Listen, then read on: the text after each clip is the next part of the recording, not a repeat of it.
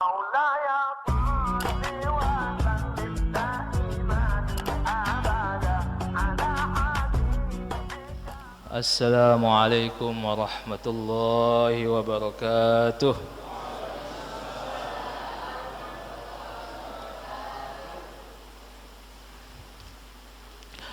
الحمد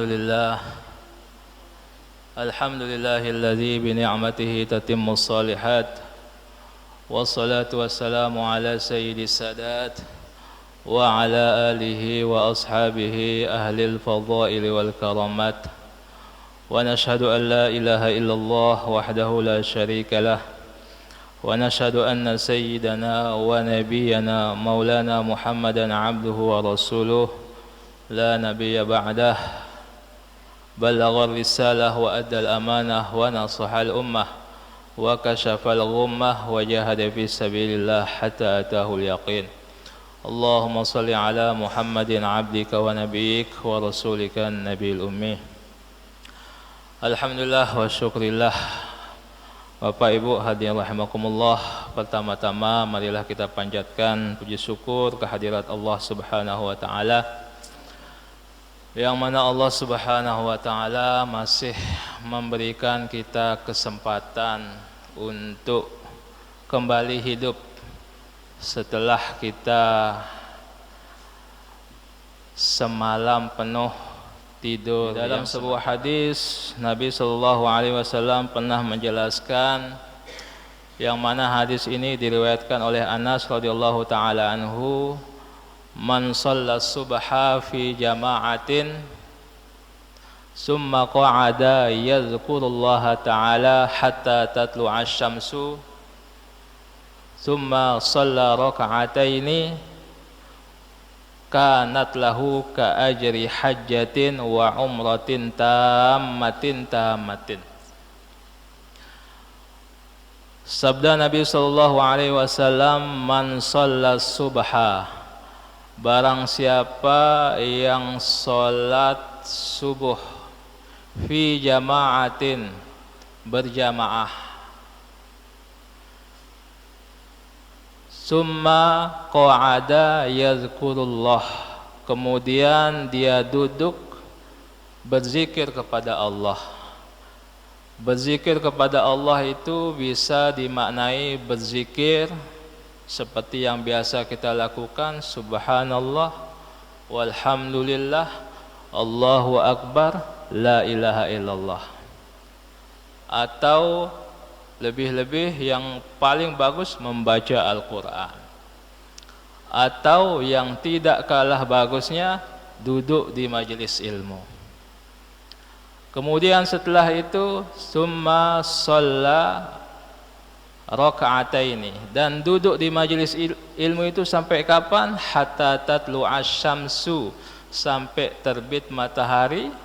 Summa shalla raka'ataini, kemudian salat 2 rakaat, kanat lahu ka ajri hajjatin wa umratin tamatin. Maka orang tersebut akan mendapatkan seperti pahala haji dan umrah yang sempurna. Jadi mari kita niatkan duduk kita setelah subuh di masjid adalah bentuk pengamalan kita terhadap hadis di atas. Jadi supaya ini menjadi kebiasaan yang kita latih di bulan suci Ramadan dan kita biasakan setelah Ramadan seperti ini. Mungkin biaya haji mahal kan, umrah juga begitu. Ya paling tidak haji dan umrah kita itu setelah sholat subuh, duduk di masjid sampai terbit matahari, kemudian sholat 2 rakaat, dan yang dimaksud sholat 2 rakaat di sini adalah sholat isyraq. Dan ini dalil sholat isyraq itu 2 rakaat. Bukan 4, tapi 2 rakaat. Setelah itu maka kita akan mendapatkan pahala seperti pahala haji dan umrah tamatin, kata Nabi, sempurna pahalanya.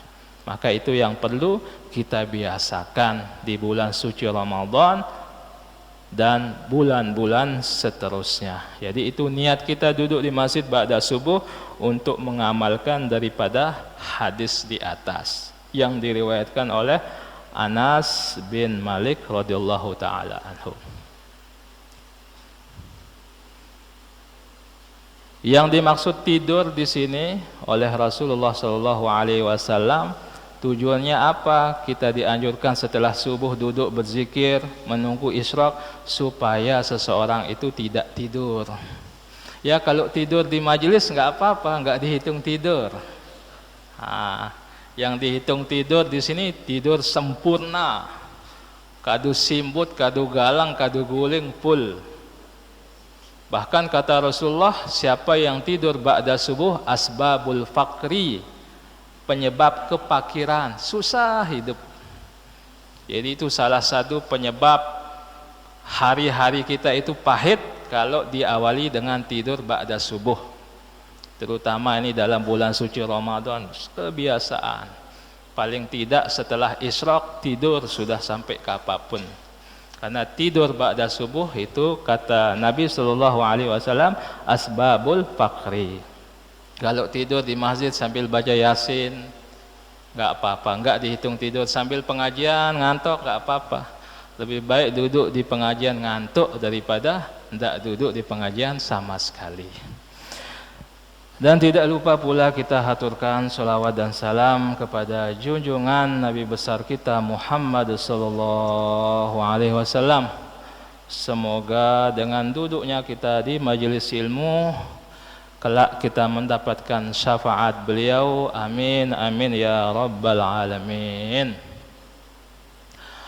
Hadirin rahimakumullah, di dalam sebuah hadis yang diriwayatkan oleh Abu Hurairah radhiyallahu taala anhu, summa zakara ar-rajula, beliau pernah menjelaskan tentang seorang lelaki dulu di zaman Nabi sallallahu alaihi wasallam, yang mana seorang lelaki tersebut di dalam hadis itu dijelaskan yutilus safar, melakukan perjalanan. Bahkan diriwayatkan perjalanan ini adalah perjalanan untuk melakukan haji. Dan pada waktu itu di tengah perjalanan seorang lelaki itu yamuddu yadaihi ila sama, mengangkat kedua tangannya menghadap langit. Maknanya berdoa. Kemudian dia mengatakan, ya Rabbi, ya Rabbi, ya Allah, ya Allah. Maka seorang lelaki tadi ketika berdoa dijelaskan di dalam hadis tersebut, mat'amuhu haram, wa mashrabuhu haram, wa malbasuhu haram. Lelaki yang berdoa tadi dalam kondisi pakaian yang dia pakai itu adalah dari hasil yang haram. Makanan yang dia makan itu adalah dari hasil yang haram. Minuman yang dia minum itu juga dari hasil yang haram. Fa anna yustajabulah. Lalu bagaimana Allah bisa mengabulkan daripada doanya? Di dalam Al-Quran Allah memberikan isyarat, ya ayyuhar rusul kulu minat thayyibati wa'amalu salihan inni bima ta'amaluna alim. Bahkan perintah atau khitab ini kepada Rasul. Otomatis kalau perintah di dalam Al-Quran kepada Rasul, maka yang ditujukan juga umatnya. Apa firman Allah di dalam Al-Quran? Di dalam surat Al-Mu'minun juz yang ke-18, wahai para rasul, kulu minat thayyibat, makanlah dari makanan-makanan yang halal dan yang baik. Bahkan di dalam ayat lain dijelaskan, makan dari makanan yang halal dan baik. Bukan hanya baik, halal juga. Bukan hanya halal, baik juga. Dan setelah itu apa lanjutan firman Allah? Wa'amalu solihan, dan beramallah dengan amal-amal yang soleh. Kalau kita perhatikan Bapak Ibu hadirin rahimakumullah, sebelum Allah memerintahkan kita di dalam ayat ini untuk beramal dengan amal yang soleh, terlebih dahulu Allah memerintahkan kita untuk memakan makanan yang baik dan halal. Jadi amal soleh itu tidak akan diterima oleh Allah jika makanan, minuman yang kita makan adalah dari hasil-hasil yang haram.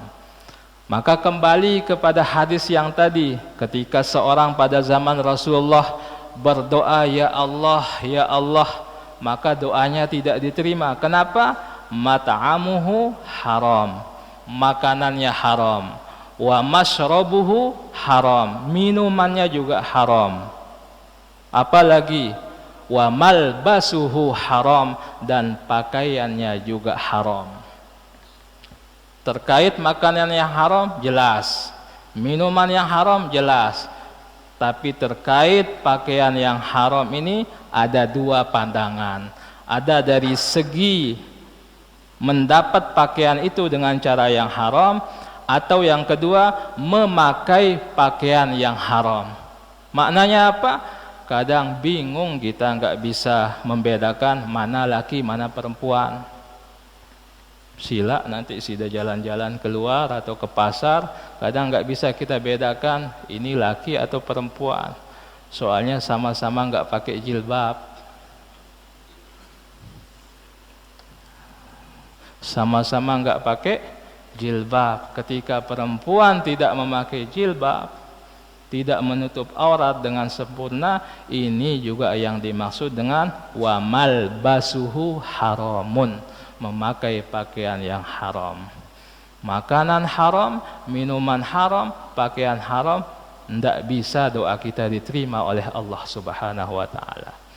Jadi ayat di atas mengisyarahkan kita, ketika kita ingin beramal soleh, ketika kita ingin berdoa kepada Allah Subhanahu wa ta'ala, yang perlu diperhatikan itu tiga hal Bapak Ibu hadirin rahimakumullah.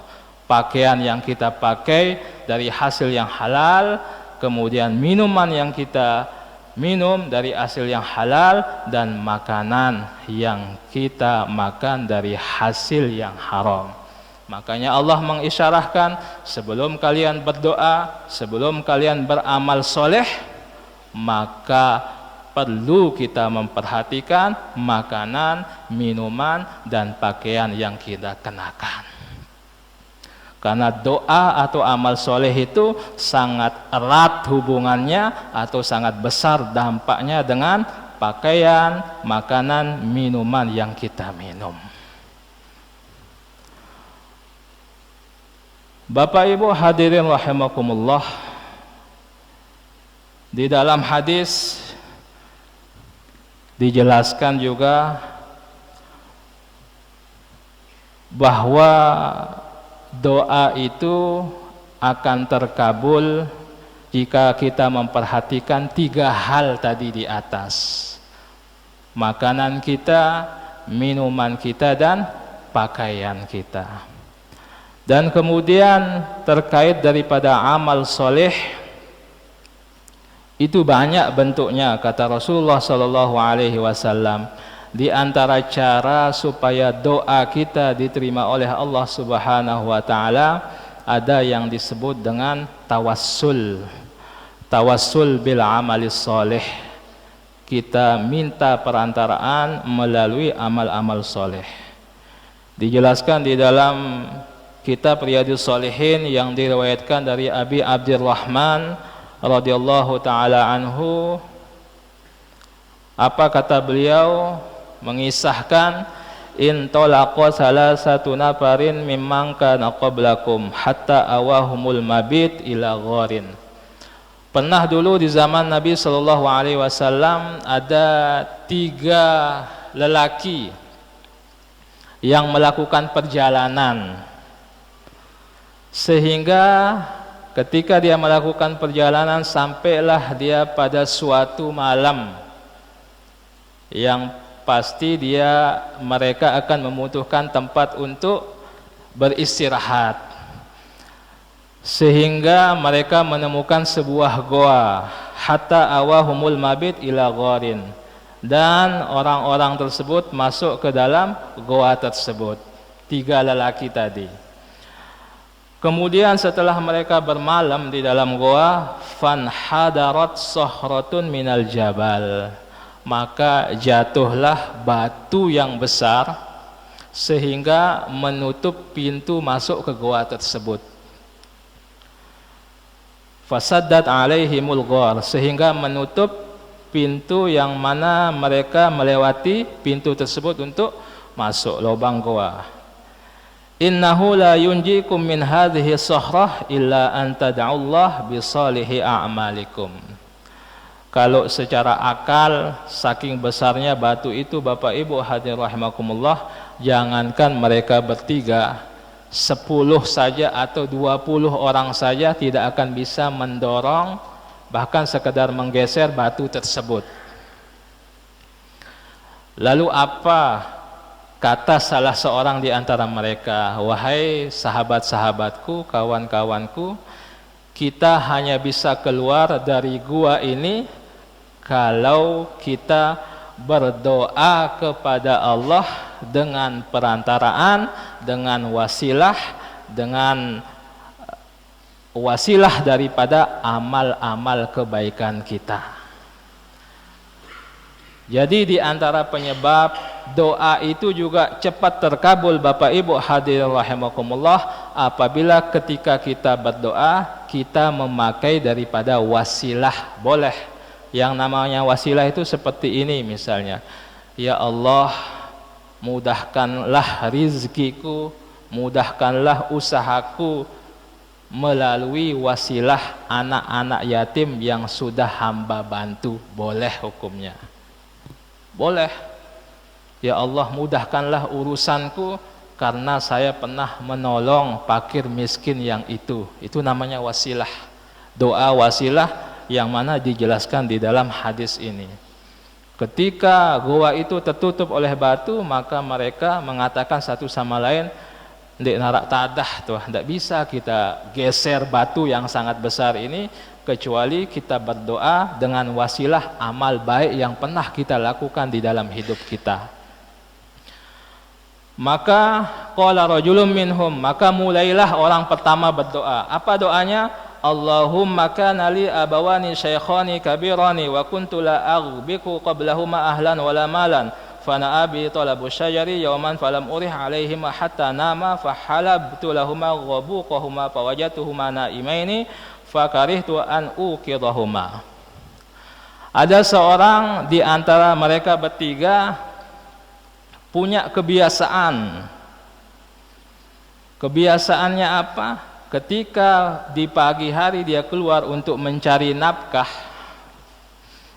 maka ketika dia pulang, dia tidak pernah pulang menemui anak dan istrinya. Dia selalu mengunjungi orang tuanya yang pertama kali untuk membawakan apa hasil dari keluarnya pada hari itu. Itu kebiasaannya. Dan pada hari itu kebetulan dia membawa daripada susu yang ingin dia suguhkan kepada orang tuanya sebelum dia suguhkan kepada keluarganya. Tapi pernah pada suatu hari ketika dia pulang di sore hari, dia menemui orang tuanya sedang tertidur.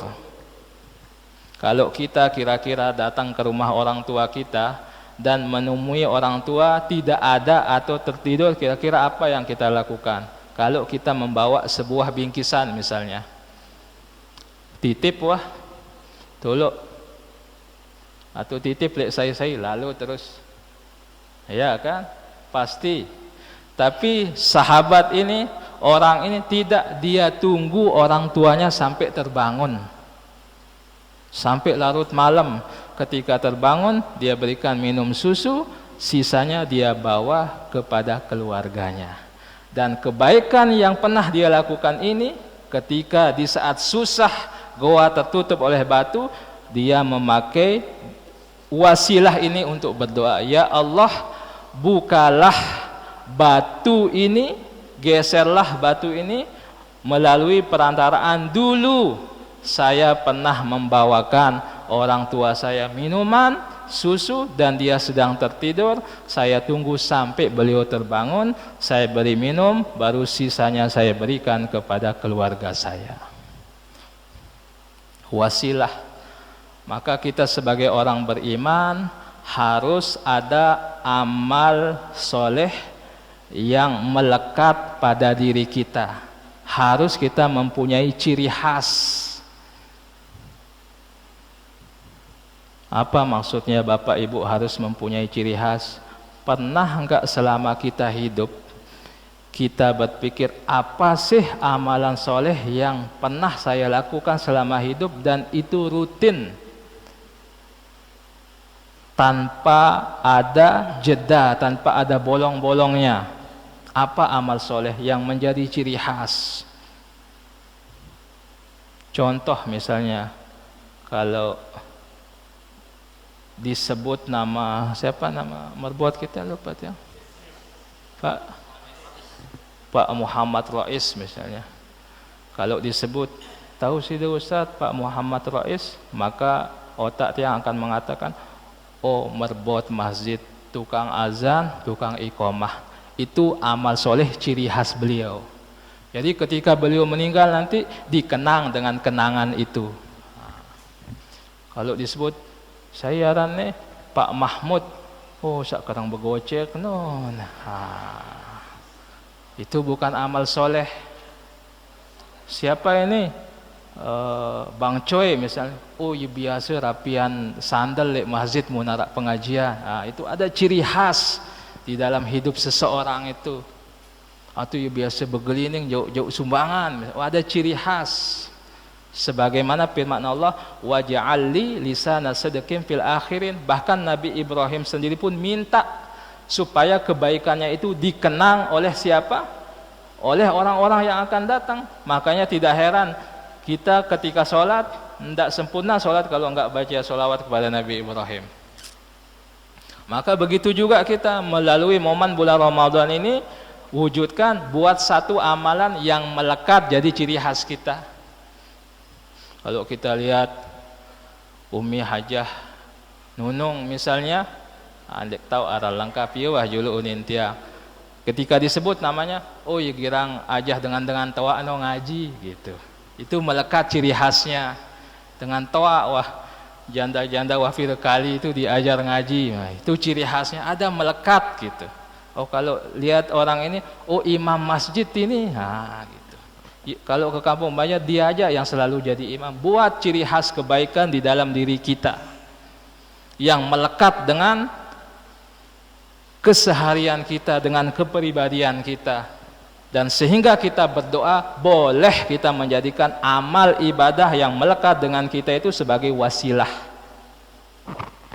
Misalnya setiap hari Jumat selalu di shop pertama, setiap hari Jumat selalu membawa mana-mana 1000, 2000, enggak ada sholat Jumat yang lolos tanpa masukkan beberapa rupiah ke dalam kotak amal. Jadikan satu amal ibadah yang menjadi ciri khas kita. Mungkin kita enggak sanggup tahajud, ya mana-mana sholat subuh dan duduk di masjid sampai isyraq baru pulang. Itu jadikan kebiasaan. Dan momen bulan Ramadan ini adalah waktu untuk bisa melatih, karena setan sedang dibelenggu. Tapi kalau bulan Ramadan masih malas, berarti sida sedang kesetanan. Kalau orang enggak naik sholat subuh di bulan Ramadan, itu bukan dibelenggu setan, tapi manusianya kesetanan. Mohon maaf, memang ya meneh harus tiang sampaikan. Pedih memang, tapi ya begitu adanya. Seperti itu sudah enggak ada setan. Kalau ada yang enggak puasa, berarti dia sedang jadi setan pada waktu itu. Kalau ada orang sholat tarawih, dia enggak sholat tarawih, berarti dia sedang jadi setan. Jadi dia memberitahukan kita bahwa saya yang mengganti posisi setan bulan Ramadan ini, kayak begitu. Saya yang sedang mengganti dulu sebulan. Istirahatlah sida setan, saya jadi setan sekarang gitu. Begitu. Tumbuhkan satu amalan khusus Yang ini bisa menjadi wasilah ketika kita berdoa dan pasti Allah akan kabulkan. Ketika kita sudah menjaga makanan, minuman, pakaian dari hal-hal yang haram, maka langkah kedua, ketika kita ingin dikabulkan doa kita, jadikanlah amal soleh yang melekat di dalam diri kita itu sebagai wasilah untuk berdoa. Kalau yang 3 tadi, pakaian, makanan, minuman itu secara zahirnya, dan secara batin supaya doa cepat terkabul, buatlah satu amalan khusus.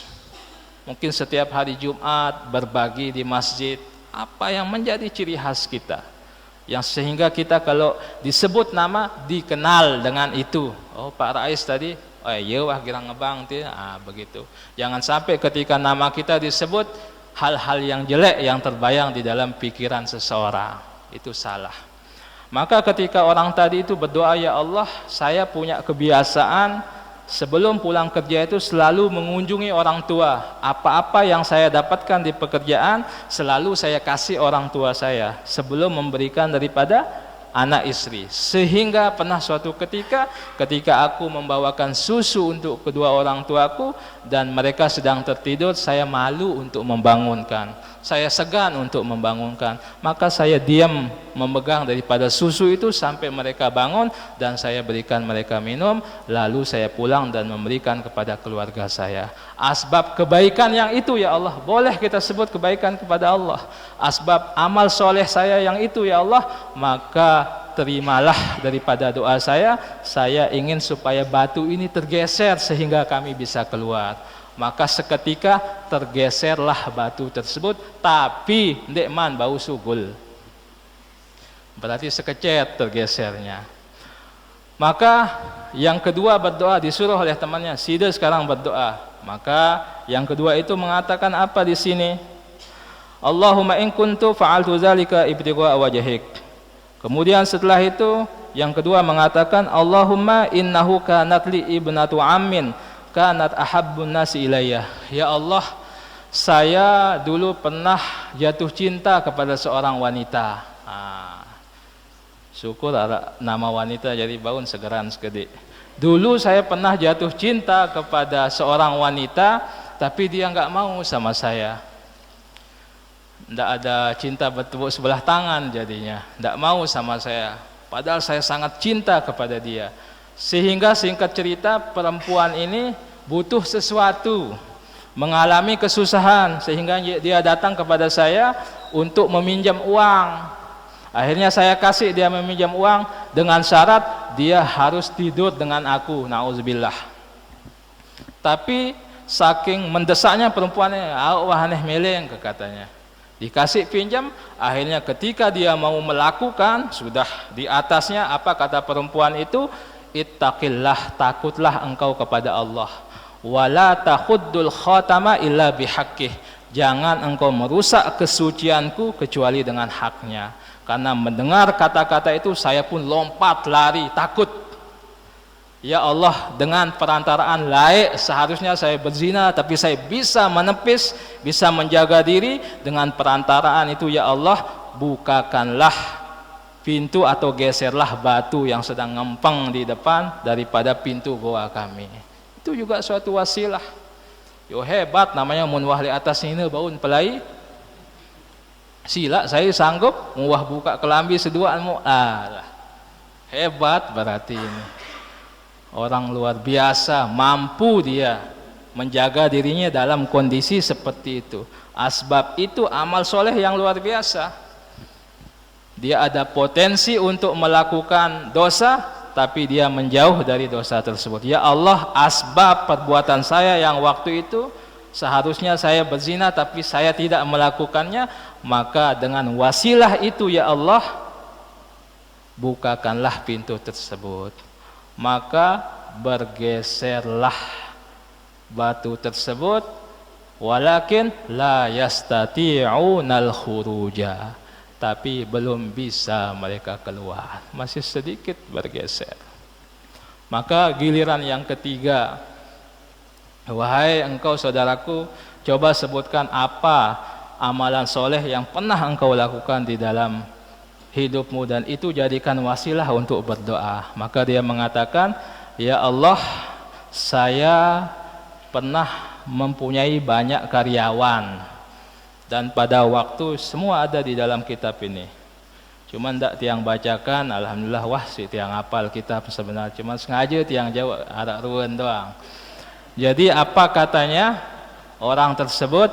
Saya mempunyai banyak karyawan dan pada waktu pemberian gaji semua sudah saya kasih kecuali satu karyawan saya yang enggak datang. Behagelain. Akhirnya gaji itu saya simpan, saya pakai bisnis, saya kembangkan sehingga jadi ratusan sapi, ratusan kambing, ratusan onta. Setelah berapa puluh tahun datang dia ambil gajinya. Munsida jadi bos pira je debang ya. Hah? Coba Pak Haji Nanang ketuan dulu. Pira ya debang Pak. Pasti gajinya yang dulu mungkin 1 juta itu dikasih. Kalau ini tidak, apa dia bilang? Wahai saudaraku, itu gajimu. Dilihatin onta, kambing, sapi. Ya Allah, pacuan sida sematuan sida berjorak kan jadi ya itu uangmu yang dulu yang belum saya kasih upah untukmu saya jadikan bisnis sehingga menghasilkan banyak ini. Maka ambillah semuanya. Direngkos semuanya, cemoh lalu. Itu kebaikan yang luar biasa. Dermawannya luar biasa, amanahnya luar biasa. Maka dia sebut dan di antara yang 3 ini yang paling luar biasa yang ketiga ini, ya Allah, dulu saya punya karyawan yang mana upahnya belum saya kasih karena dia tidak datang dan upahnya itu saya kembangkan sehingga menjadi sapi yang banyak, onta yang banyak, kambing yang banyak, dan ketika dia datang setelah berpuluh-puluh tahun saya berikan semuanya. Dengan wasilah itu ya Allah, geserlah batu tersebut. Maka bergeserlah batu tersebut dan hum yastati'unal khuruj, dan mereka pun bisa keluar dari goa tersebut.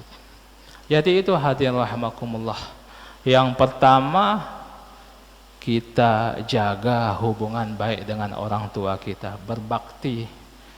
Surga itu ada di bawah telapak daripada kaki ibu kita.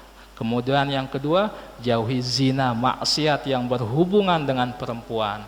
Kemudian yang ketiga, jadilah orang yang dermawan. Yang pertama taat kepada orang tua, yang kedua kita jauhi daripada hal-hal yang mengarah kepada zina, kemudian yang ketiga kita menjadi orang yang dermawan. Dan bulan suci Ramadan ini mudah untuk kita bentuk 3 karakter dari sahabat yang diceritakan di dalam kitab ini, dan terutama mari kita bentuk daripada amal-amal soleh yang bisa menjadi ciri khas daripada kita. Maka ringkasnya hadirin rahimakumullah, ketika doa kita ingin mudah untuk dikabulkan, maka langkah yang pertama adalah kita jaga makanan kita, jangan sampai ada makanan-makanan haram yang masuk, kemudian minuman, kemudian pakaian-pakaian yang kita kenakan, terutama perempuan. Perempuan kadang ketika tidak menutup aurat dengan sempurna, maka sulit doa-doanya bisa dikabulkan.